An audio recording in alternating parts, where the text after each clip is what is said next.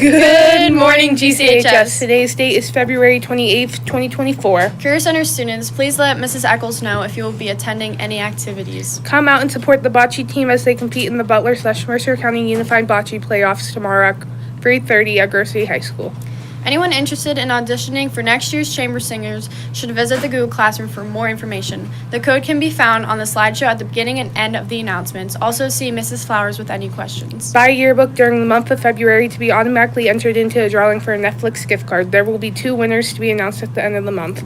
Football cheer tryouts will be on March 20th at 4 p.m. There will be a flyer in the main office for you to register. Seniors, please see your email regarding important information on caps and gowns. Today's lunch is teriyaki chicken, rice bowl with fresh pineapple, stir-fried mixed veggies, and a fortune cookie. Now to a video for a scheduling presentation from your counselors.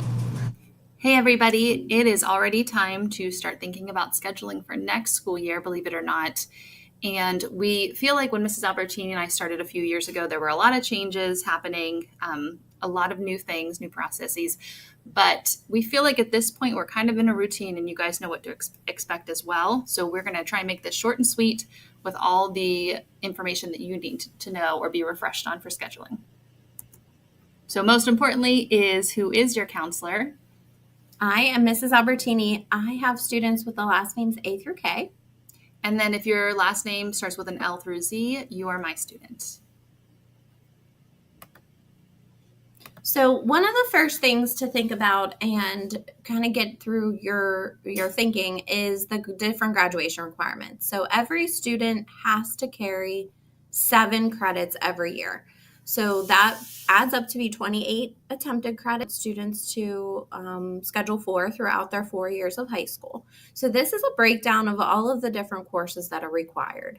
So for English courses, you will need 4 credits of those. Social studies, math, and science, you'll need 3 of each of those. You can certainly take more in each of those categories or courses if you'd like to, but only required to take 3.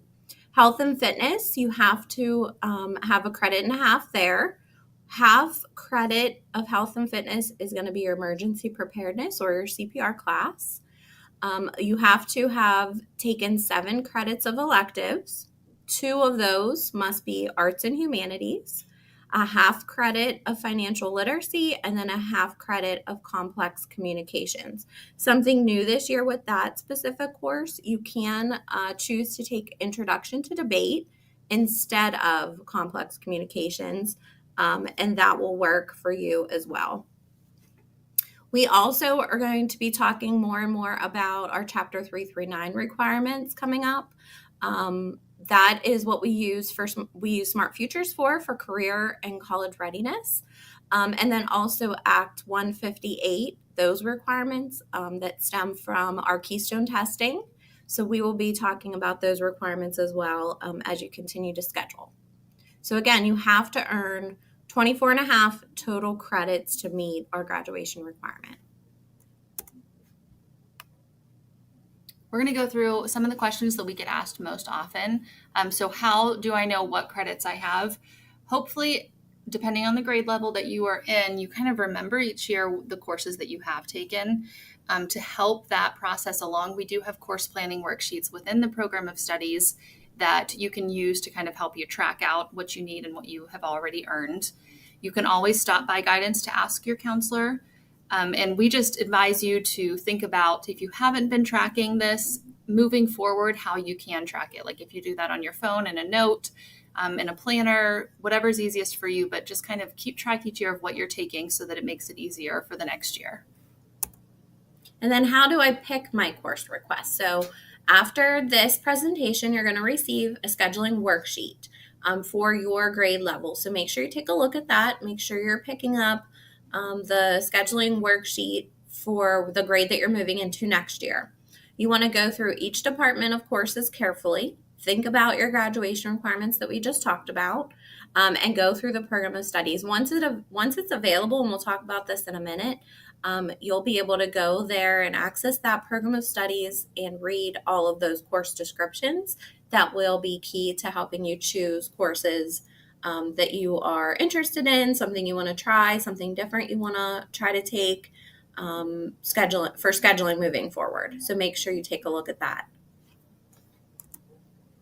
When do I need to have my scheduling worksheet ready? We would like you to have these ready by March 11th. That entire week, Mrs. Albertini and I are going to be sitting in Mrs. Shulo's and Mr. Jury's classes, and we'll kind of be meeting with you, answering questions, getting those course requests entered that entire week. If you do not have a class with Mrs. Shulo or Mr. Jury, please stop by over lunch and learn or advisory that whole week.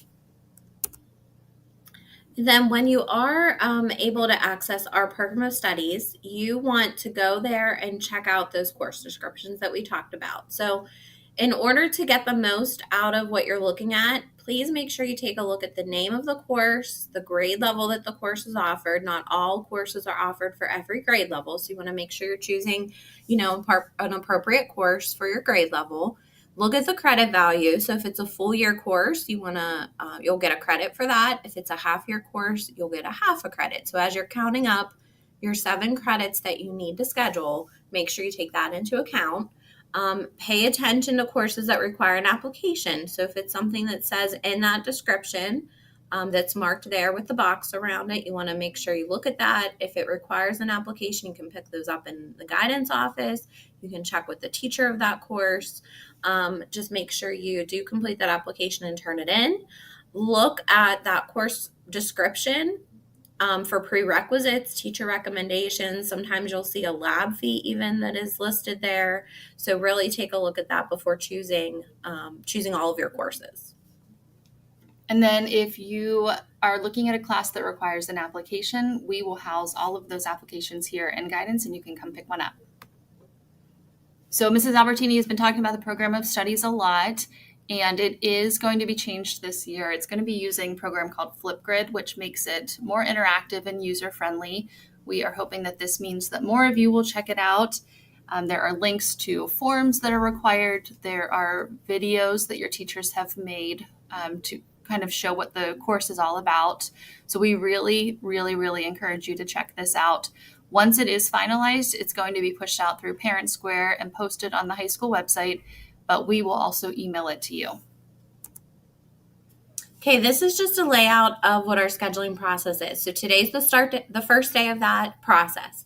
You're going to receive your worksheet with teacher and parent input. You're going to complete that worksheet for us and turn those in.